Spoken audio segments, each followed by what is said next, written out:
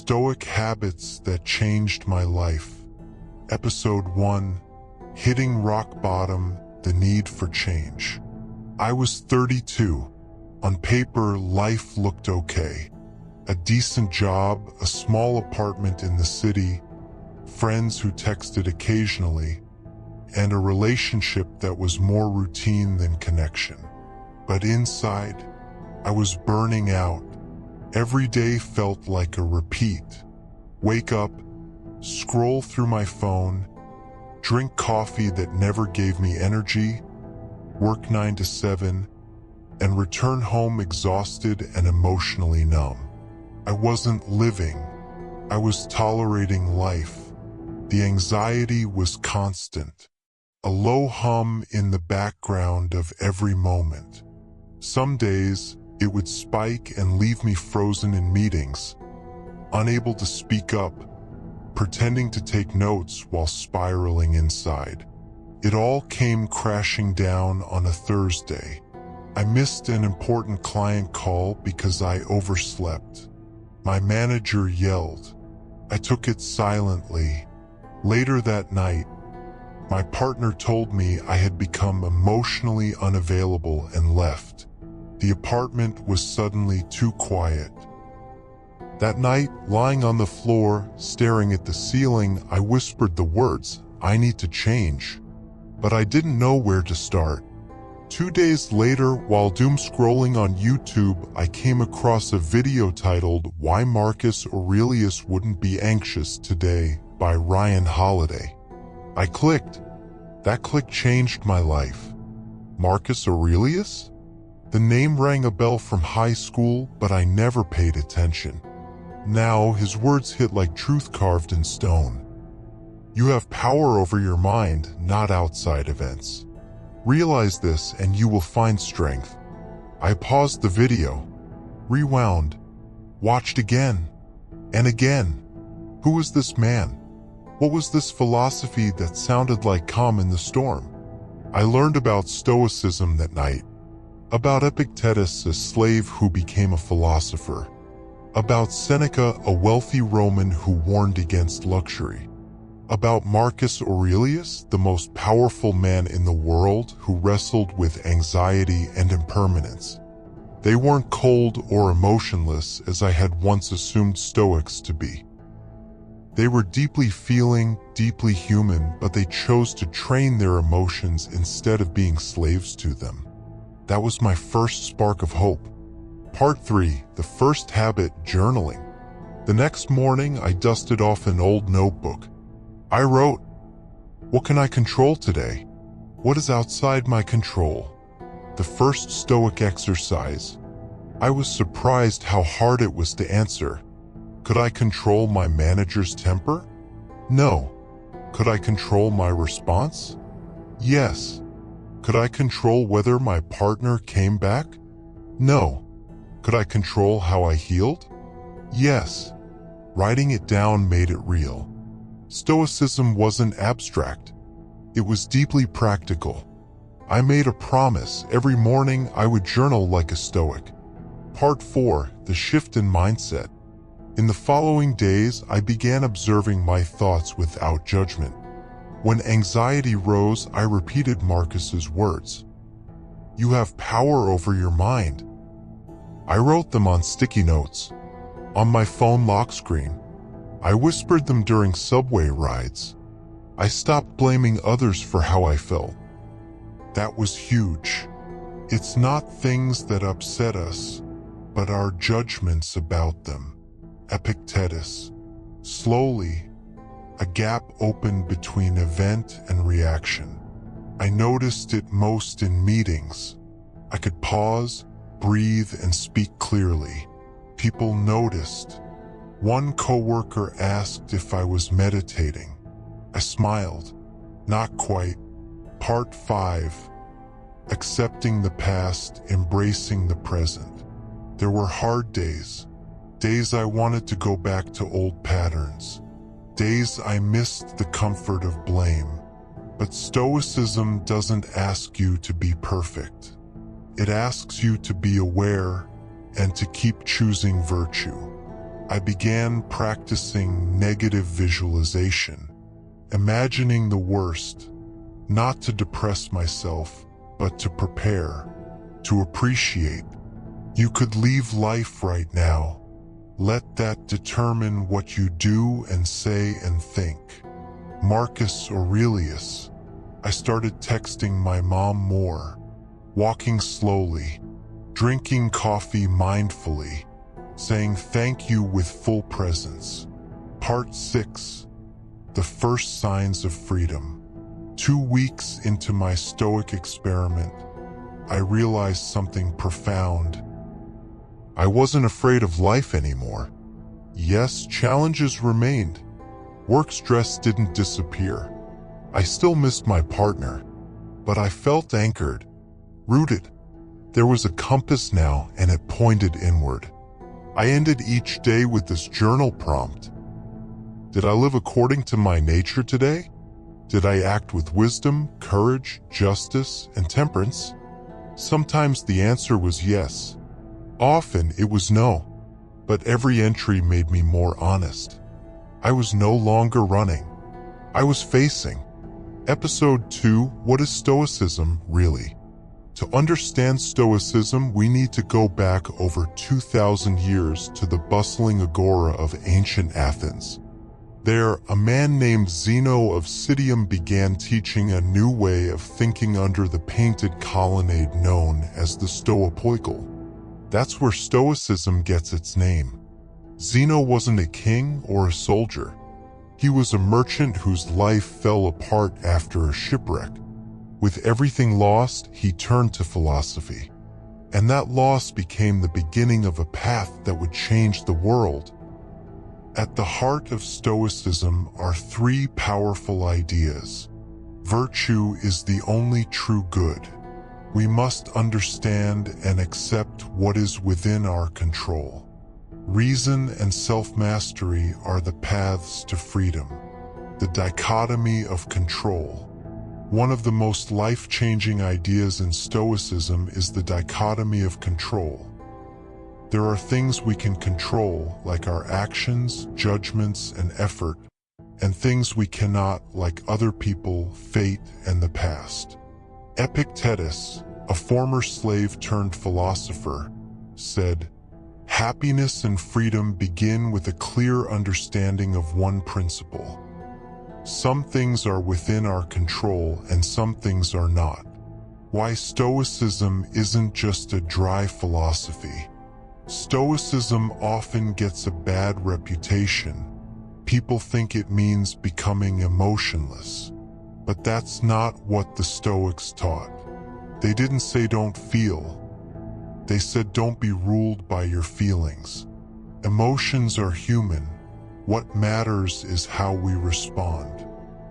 Marcus Aurelius, the Roman emperor, wrote in his journal, "You have power over your mind, not outside events. Realize this, and you will find strength." Modern Stoics, the philosophy today. Fast forward to today. The ideas of Zeno, Seneca, Epictetus, and Marcus Aurelius live on in books, podcasts, and daily practices. People from all walks of life, soldiers, artists, entrepreneurs, parents, are finding in Stoicism a timeless compass. Ryan Holiday, author of the Daily Stoic, says, "Stoicism is a tool in the pursuit of self-mastery, perseverance, and wisdom.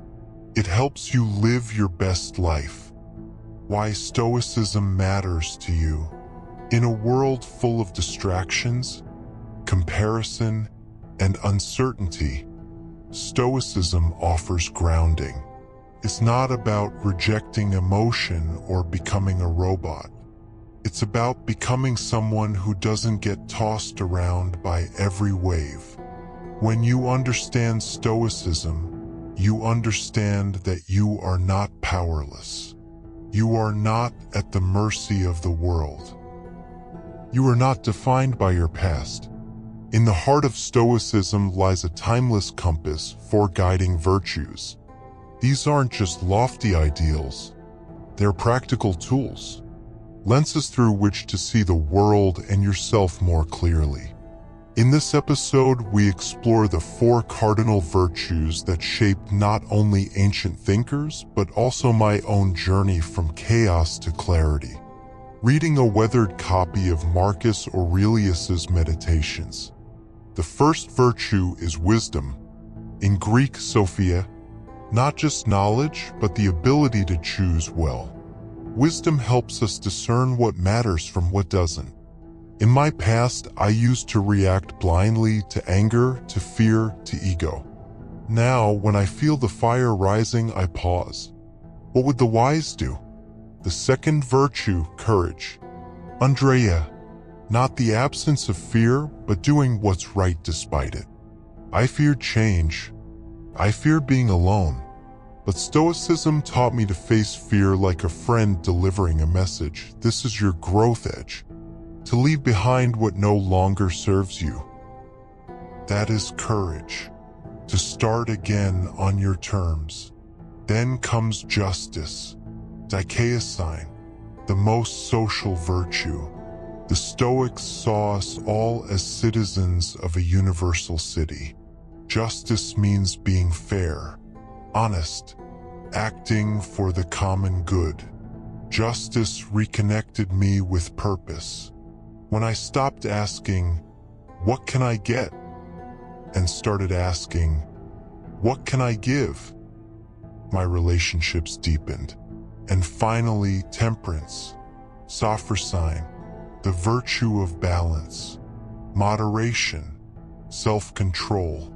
I used to swing between extremes, workaholic highs, emotional crashes, addictions to stimulation and distraction. Temperance isn't restriction. It's freedom from needing more, from chasing highs, to saying, I have enough. I am enough. These 4 virtues, wisdom, courage, justice, temperance, aren't just ancient ideas. They are the architecture of a well-lived life. They're how I rebuilt mine, one habit at a time. The meaning of amor fati. The phrase amor fati is Latin, meaning love of fate. Friedrich Nietzsche, though not a Stoic, made this concept famous in modern philosophy. The Stoics, especially Marcus Aurelius, embodied it in practice. In Meditations, Marcus wrote, "A blazing fire makes flame and brightness out of everything that is thrown into it." This line encapsulates the Stoic ideal, not only to endure hardship, but to transform it into strength. Amor fati means choosing to view every setback as a stepping stone, every hardship as a lesson, and every delay or disappointment as a deeper path to growth. From resistance to radiance. Most people resist adversity. We think, why me? Or this isn't fair. But the Stoic asks a different question. How can I grow through this? This shift in mindset changes everything. Transforms suffering into meaning. Instead of resisting what is, amor fati teaches us to become one with it. Imagine a river. Resistance is trying to swim upstream. Amor fati is learning to flow with the current. Maybe even building a raft from the very debris that once blocked your way. Practical applications of amor fati. Let's look at how you can practice amor fati in your everyday life. Reframe setbacks as opportunities. When something doesn't go your way, stop. Breathe. Ask yourself, what can this teach me? This question changes your posture from victimhood to empowerment. Journal the unexpected. Start a practice where you write down events that didn't go as planned and then write how they might actually serve your long-term growth. Embrace small discomforts. take cold showers, fast for a day, walk in the rain. These voluntary discomforts train your mind to stay steady when involuntary discomforts strike. Meditate on the worst-case scenario. This is called premeditatio malorum, the premeditation of evils. By imagining possible setbacks, you disarm their sting. When reality arrives, you're already prepared. Epictetus was born a slave. He had no freedom, no wealth, and suffered from a physical disability. Yet he became one of the most profound philosophers of all time. When his master broke his leg, Epictetus didn't respond with hatred. He accepted it. He saw it as part of his path. His teachings, preserved in the discourses, emphasize that external events are not within our control, but our responses are. Amor Fati enabled Epictetus to transform a life of hardship into one of wisdom. If he could do that, what can we do with our own, comparatively easier, lives? See the divine order. Whether you believe in God, nature, or fate, imagine that everything that happens is part of a greater order. Marcus Aurelius called it the logos, the rational structure of the universe. Modern reflection, Viktor Frankl, and meaning in suffering. Another great example is Viktor Frankl, a psychiatrist and Holocaust survivor. In the concentration camps, stripped of everything, Frankl discovered that humans can endure almost anything if they see meaning in it. Frankl wrote, "When we are no longer able to change a situation, we are challenged to change ourselves." That's amor fati. To change your inner life when the outer world refuses to yield. The path to peace. Amor fati leads to serenity. It's not the serenity of passivity but of deep strength. When you no longer resist life, you flow with it. Your energy is no longer drained by denial or complaint. Instead, it is focused, purposeful, and resilient. The Stoics weren't naive. They knew life was hard. But they also knew that joy is not the absence of pain, it's the presence of meaning. What it means to live by virtue. Stoicism teaches that virtue is the highest good. But what does that mean in a world of deadlines, distractions, and emotional roller coasters? The four cardinal Stoic virtues, wisdom, courage, temperance, and justice, offer us a guiding compass. Living by virtue means acting not out of impulse, but principle. It means choosing what's right over what's easy. In our careers, that might look like telling the truth even when it's uncomfortable. In relationships, it might be choosing compassion over retaliation. The Stoic approach to work. In your professional life, you may face challenges, unfair treatment, tough decisions, or burnout. A Stoic doesn't react emotionally. Instead, they respond with wisdom. What is the right thing to do here? How can I act with integrity even when no one is watching? Temperance keeps you grounded. Don't overreact to criticism or become too attached to praise. Courage helps you speak up when needed. Justice ensures you consider the well-being of others, not just your own advancement. Practicing virtue in relationships. Personal relationships are often where Stoic discipline is most tested. Do you respond to anger with anger, or do you pause, reflect, and choose kindness instead? Seneca said, "A wise person is content with themselves." From that contentment comes emotional resilience. You stop depending on others for happiness and start focusing on what you can control, your intentions, your tone, your actions. Marcus Aurelius reminds us, be tolerant with others and strict with yourself. In other words, lead by example. Be the partner, friend, or family member you wish others to be. Daily decisions, small choices that reflect big values. Stoicism isn't only for life-changing decisions. It's in how you spend your money, use your time, and respond to minor inconveniences. Will you binge watch or read something meaningful? complain or reflect, give in to anger or breathe through it. These daily choices reflect your alignment with Stoic virtues. Zeno said, "Well-being is realized by small steps, but is truly no small thing." Every small virtuous action builds the kind of life you're proud of. Stoic exercises for modern virtue. Let's get practical. Morning reflection. Each morning, review what virtues you want to practice that day. Write it down. Today, I will act with courage. Evening review. Ask, did I live up to my values today? Where did I fall short? Role models. Choose a Stoic figure as your mentor. What would Marcus Aurelius do? Journaling. Note situations where emotion ruled your response. Ask, how could I have responded with wisdom or justice instead? Living by Stoic virtues won't always be easy, but it will always be worth it. In choosing virtue, you gain clarity, direction, and peace. Remember, Stoicism is not about being emotionless. It's about not being ruled by emotion. It's about choosing how to respond with strength, wisdom, and love.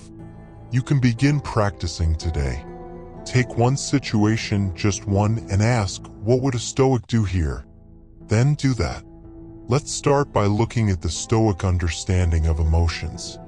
The Stoics use the term path to describe destructive emotions, those that arise from faulty judgments. For example, fear is not just a response to danger. It's a judgment that something bad is going to happen. Anger is not just a reaction to an offense. It's the judgment that you have been wronged and that vengeance is necessary. The Stoics taught that emotions are the product of our interpretations, not objective facts. By changing our thinking, we can change our emotional responses. One of the most helpful practices for emotional mastery is the Stoic concept of premeditatio malorum, the premeditation of evils. This means imagining possible misfortunes in advance. Not to become anxious, but to be mentally prepared. When you practice this, you build psychological resilience. You are no longer shocked by adversity. Instead, you're calmly ready. It's like building an emotional immune system. Seneca said, "We suffer more often in imagination than in reality." So often, our emotions are triggered by imagined scenarios. What might happen, what someone might say, what we fear we'll lose. These thoughts can consume us. But the Stoics remind us, stick to what is. Stay with the facts. If something happens, deal with it then. If it hasn't happened, why suffer twice? Journaling is a powerful tool for emotional clarity. Marcus Aurelius wrote in his journal daily, processing his thoughts and emotions. He asked himself, why am I feeling this way? What am I afraid of?